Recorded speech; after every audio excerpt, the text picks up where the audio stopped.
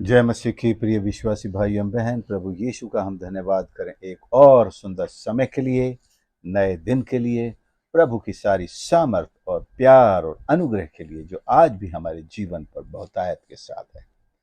प्रियो, प्रभु हर दिन चाहता है कि हमारी दृष्टि प्रभु की बातों पर लगी रहे, उसकी शिक्षाओं पर लगी रहे और साथ में उन अंत के दिनों की घटनाओं पर लगी रहे जो कलीसिया में, इस संसार में होने वाली है। उनमें से एक है यीशु का पुनरागमन।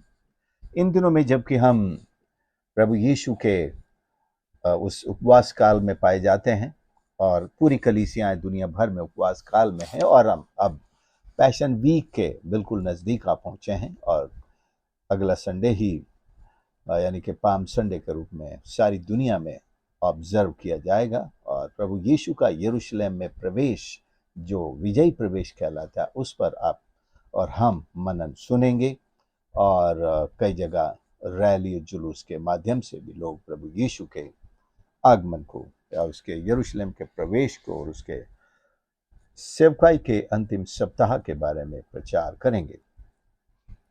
लेकिन ये सारी घटनाएं यूं उन घटनाओं को हो चुका ये दिखाकर, ये सोच करके हम शांत हो जाएं, ऐसी बात नहीं है। ये सारी बातें हमको प्रेरित करती हैं उन घटनाओं के लिए अपने आप को तैयार करें जो अभी नहीं हुई हैं, जो होने की है, अर्थात यीशु का दूसरा आगमन, पुनरागमन। यीशु का जन्म की घटना ये हो चुकी है, हम बार बार उस पर लौट करके नहीं जाते हैं। दूसरे, यीशु की सेवकाई, उस पर ठीक है हम प्रचार करते हैं, उससे शिक्षा लेते हैं, लेकिन हम वहीं अटके हुए नहीं हैं। हम अगले क्लास में प्रमोट होते हैं पर यीशु के क्रूस पर मारे जाने, गाड़े जाने, जी उठने और स्वर्ग पर उठा लिए जाने की। लेकिन अब हमारी आंखें इन सारी घटनाओं से आगे एक बड़ी प्रमुख घटना की ओर लगी हुई है, वो है यीशु का पुनरागमन। हम इस पर ध्यान करें।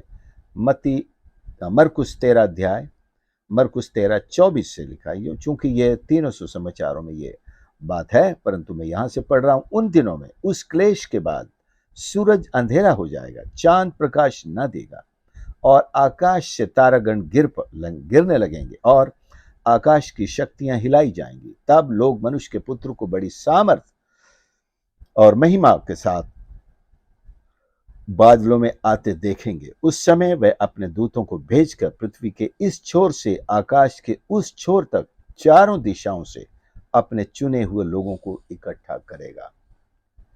उन दिनों में, उस क्लेश के बाद, ये किन दिनों की बात करता है, ये किस क्लेश की बात करता है? अर्थात 7 साल के शैतान के राज्य की बात करता है। उससे पहले कलीसिया, विश्वासी, चाहे मृतक थे या जीवित थे, उठा लिए गए। वो आसमान पर, बादलों पर प्रभु यीशु के साथ हैं। और 7 साल बीतने के बाद कि तुरंत बाद की यह घटना है। उस क्लेश के बाद सूरज अंधेरा हो जाएगा।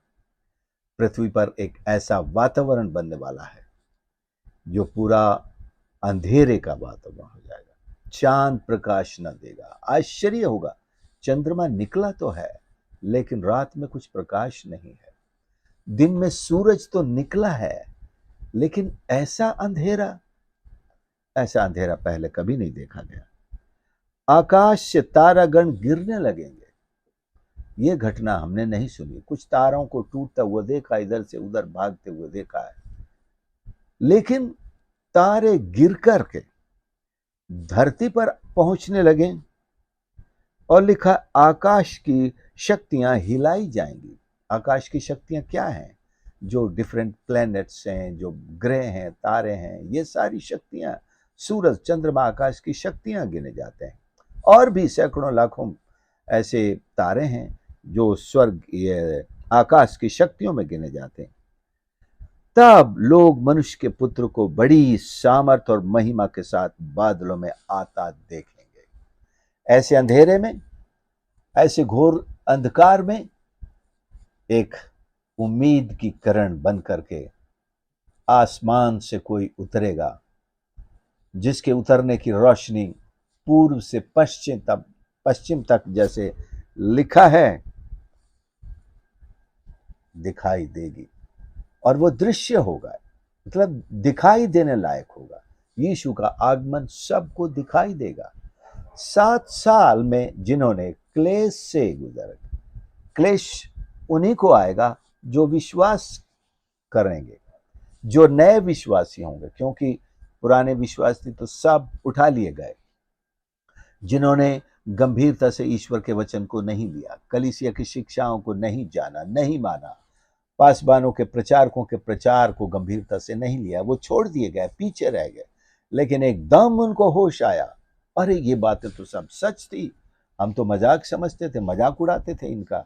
यीशु आ रहा, हम पूछते थे कब से, तो हम सुनते चले आ रहे हैं, यीशु आया नहीं।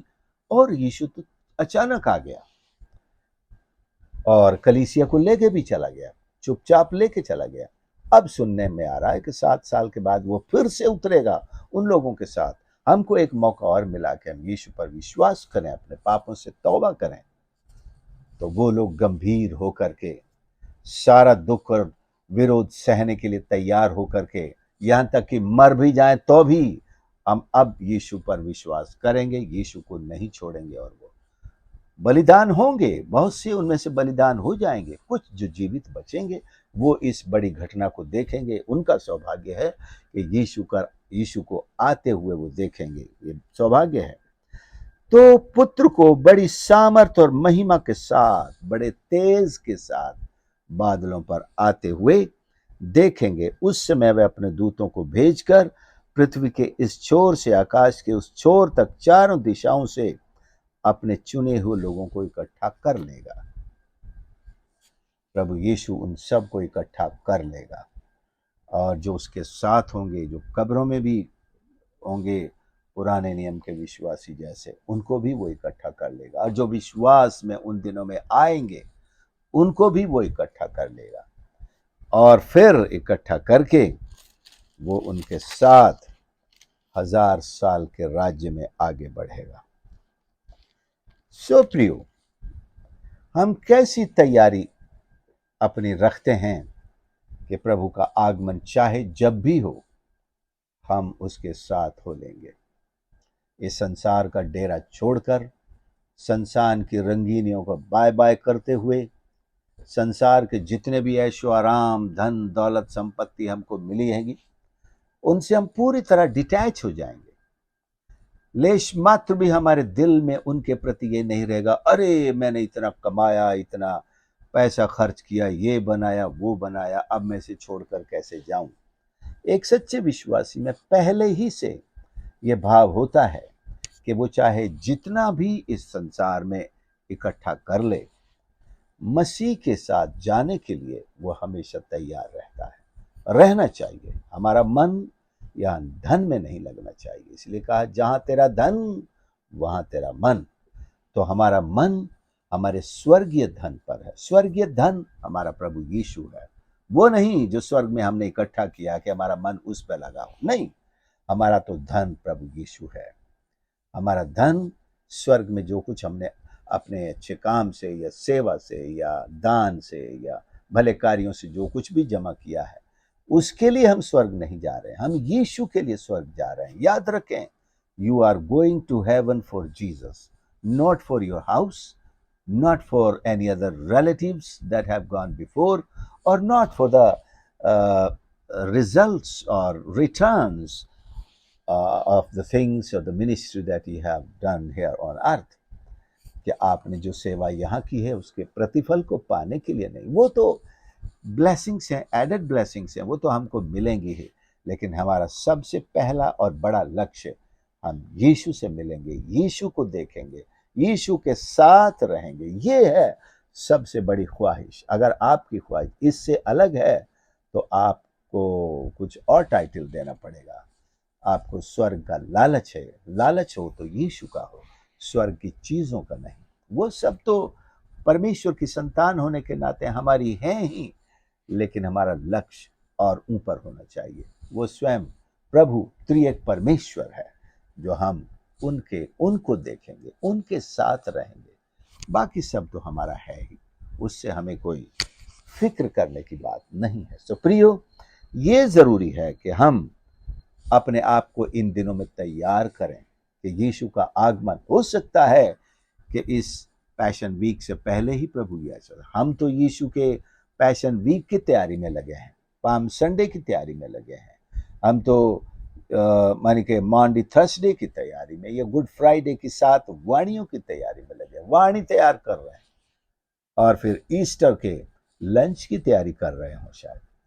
लेकिन हम नहीं जानते, जिस घड़ी के बारे में हम सोचते भी नहीं, यीशु आ जाए और हमारा बाकी सारा सेलिब्रेशन आनंद के साथ स्वर्ग लोक में हो, और वो सेलिब्रेशन तो वाकई बहुत मायने रखेगा, मजे के साथ हो गया। हमारी भी ट्रायम्फल एंट्री हो गई स्वर्ग में सीधे। प्रभु ने हमको अपने कंधों पर मानो सवार करके वहां स्वर्ग में पहुंचा दिया, और हम कितने आनंद से, कितने खुशी के साथ, और हमारी युगों की मुराद, युगों की तमन्ना, सपने सब पूरे हो गए जब यीशु को हम देखेंगे। जब हम यीशु को देखेंगे, आज तक किसी ने ईश्वर को नहीं देखा। हम एक दिन आने वाला है, जल्द आने वाला है, यीशु को देखेंगे, और हमारे हमारे अपने व्यक्तित्व भी इतने बहुत अच्छे इंप्रूव हो जाएंगे कि हम भी उसके समान हो जाएंगे। हमारा अपना व्यक्तित्व भी इतना सुंदर और तेजों में दिखाई देने लगेगा। हम सोचेंगे, क्या ये मैं वही हूं? मैं यहाँ कितना अच्छा, कितना सुंदर दिख रहा हूँ, कितना जवान दिख रहा हूँ, और प्रभु का तेज, उसकी रोशनी, उसकी सुंदरता मुझ पर कैसी चमक रही है। आप आज शायद उतने सुंदर दिखाई नहीं देते, उतने जवान दिखाई नहीं देते हैं, बाल रंगने पड़ते होंगे शायद, लेकिन वो समय जल्द आने वाला है जब स्वर्ग में हम उठा लिए जाएंगे, और हमारे अपने व्यक्तित्व भी कितने सुंदर, युवा और तेज से भरे हुए, उस रोशनी से भर जाएंगे जो प्रभु यीशु के चेहरे से निकलकर वो किरणें हमारे भी व्यक्तित्व को प्रकाशमान करेंगी। तो ये बातें सारी हमको प्रेरित करें, हमारे अंदर एक ऐसा जोश भरें कि हम अपने आप को जांचें और परखें कि क्या मैं उसकी तैयारी करता हूँ, या क्या मैं इस बात के लिए तैयार हूँ कि यीशु के आगमन पर उठा लिए जाऊं। उसके दूसरे आगमन में जो एक पहला फेज यह है कि कलीसिया चुपचाप उठा ली जाएगी। इस दुनिया में किसी को कानो कान खबर नहीं होगी, आखिर ये विश्वासी लोग कहाँ चले गए, आखिर ये यीशु के मानने वाले, उसके पीछे चलने वाले कहाँ चले गए। अचानक रातों रात या दिन हो, जो भी समय होगा पता नहीं चलेगा। बोला अभी तो मेरे साथ लंच किया उसने, कल अभी तो मुझे स्कूल में छोड़ा, ओके, कहाँ है? सुना वो घर नहीं पहुंचा। बहुत सी कहानियां सुनने मिलेंगी, लेकिन हम यहाँ उन कहानियों को सुनने के लिए नहीं होंगे। ये तो यीशु का चुपचाप, और उसी समय एंटी क्राइस्ट का शासन इस दुनिया में शुरू हो जाएगा, और ये 7 साल चलेगा।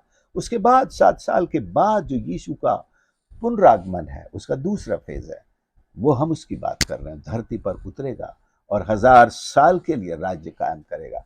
हम उसके साथ होंगे, 1000 साल धरती पर होंगे, और फिर स्वर्ग पर अनंत इटर्निटी में प्रवेश होने के लिए हम उठा लिए जाएंगे वहां से भी। प्रभु का धन्यवाद हो। क्या आप इस बात की, इस अनुभव की तैयारी कर चुके हैं कि यीशु अगर आज आ जाए और सारे विश्वासी उठाए जाएं, तो क्या आप और मैं उसके साथ उठाए जाएंगे? तो इसकी तैयारी में क्या है, इसकी तैयारी में खुलासा कर देना चाहता हूं, कोई भी गलत फहमी में ना रहे। वो ये है कि क्या आपने अपने पापों से तौबा कर ली है? क्या आपने अपने पापों से क्षमा पा ली है? क्या आप यीशु के लहू से धुल गए हैं? क्या आपने यीशु को उद्धारकर्ता ग्रहण कर लिया है?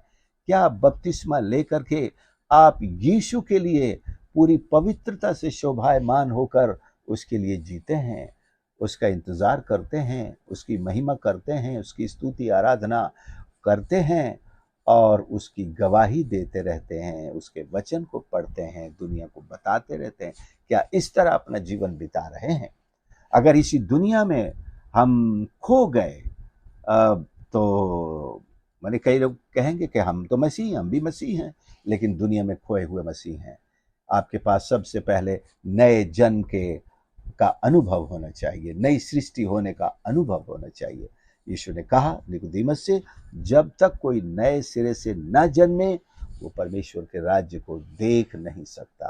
तो यीशु के साथ स्वर्ग के राज्य में जाने के लिए हमें नए जन्म का अनुभव होना बहुत बहुत आवश्यक है। वो पहला कदम है और उसके लिए अपने पापों से तौबा करना, पापों की माफ़ी प्राप्त करना और यीशु को उद्धारकर्ता ग्रहण करना, यही नए जन्म का अनुभव है। और फिर अपना जीवन यीशु के इंतज़ार में पूरी पवित्रता के साथ, भक्ति के साथ जीते हुए हम यीशु को प्राप्त कर सकेंगे। उसके साथ हम उठा लिए जाएंगे, उसी के साथ फिर हम दोबारा लौटेंगे। 1000 साल तक हम इसके साथ यहाँ तक कि राज्य भी करेंगे और फिर उसके बाद इटर्निटी में प्रवेश होकर वहाँ के और आनंद और आशीषों में परमेश्वर पिता, पुत्र, पवित्र आत्मा के साथ हम किस तरह अपना अनंत काल वहाँ बिताएंगे, ये और भी बड़े सोच कर भी हमारा हृदय आनंद से भर जाता है।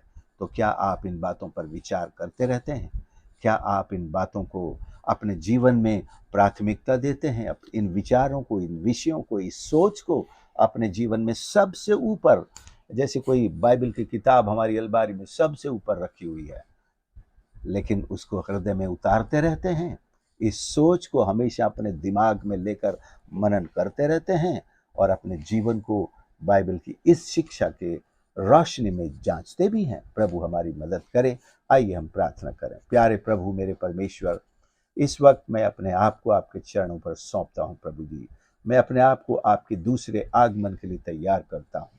परमेश्वर, साथ ही मेरे हर एक सुनने वाले भाई और बहन को परमेश्वर आपके चरणों पर लाता हूँ। यदि उनमें से किसी एक ने भी प्रभु आपसे, आपके सम्मुख आकर अपने पापों को नहीं माना है, अंगीकार नहीं किया है और आपसे क्षमा नहीं पाई है, तो परमेश्वर आज ही तो अपने पवित्र आत्मा की सामर्थ से उन्हें कायल कर प्रभु जी, convict them of their sins my lord, कि वे अपने पापों को आपके सामने अंगीकार करें, उन्हें छोड़ दें, आपके आपसे माफ़ी मांगें और आपके लहू से धुलकर पवित्र शुद्ध हो जाएं और अपने हृदय में सिंहासन पर आपको उद्धारकर्ता के रूप में विराजमान करें परमेश्वर, और अपना शेष जीवन आपके आगमन पर आपके साथ उठाए जाने के इंतजार में तैयारी के साथ बिताने वाले बन सके प्रभु जी। एक नए जन्म में, नई सृष्टि के रूप में पवित्रता के साथ प्रभु आपकी स्तुति, आराधना और महिमा करते हुए अपना जीवन बिताएं।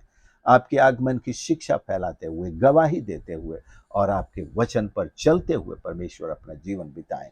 हर एक को आशीष कर प्रभु। यदि आज तक कोई इस अनुभव से वंचित है, पीछे रह गया है, चाहे मसीही तो कहलाता है लेकिन उसने इस बात का अनुभव नहीं किया है, तो प्रभु आज ही अपने पवित्र आत्मा के द्वारा उनके हृदयों से बातचीत कर प्रभु, उन्हें कन्विक्ट कर, कायल कर कि वे प्रभु जी तौबा करें और परमेश्वर अपने पापों की क्षमा प्राप्त करके आपको अपने उद्धारकर्ता के रूप में स्वीकार करें, आपके लिए जीवन बिताएं, आपकी आज्ञाओं का पालन करें, बपतिस्मा लेते हुए आपके लिए अपना शेष जीवन बिताने वाले बन सके। हम सबको आशीष कर प्रार्थना उद्धारकर्ता प्रभु यीशु के नाम से मांगते हैं, आमीन।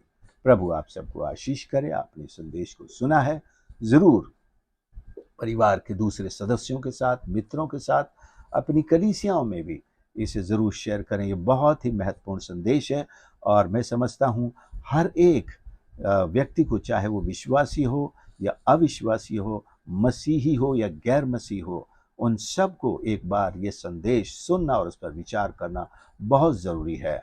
और आपकी ये सेवकाई होगी कि आप इस संदेश को शेयर करें और इस सेवकाई के द्वारा आप जब आत्माएं प्रभु में आएंगी, उन आत्माओं को जीतने वाले आप कहलाएंगे और आपके खाते में, क्योंकि आपने संदेश को उनके साथ शेयर किया, वो आत्माएं आपके द्वारा, आपके कारण परमेश्वर के राज्य में आ सकेंगी। प्रभु हमारी सेवा पर बड़ी आशीष करे। God bless you.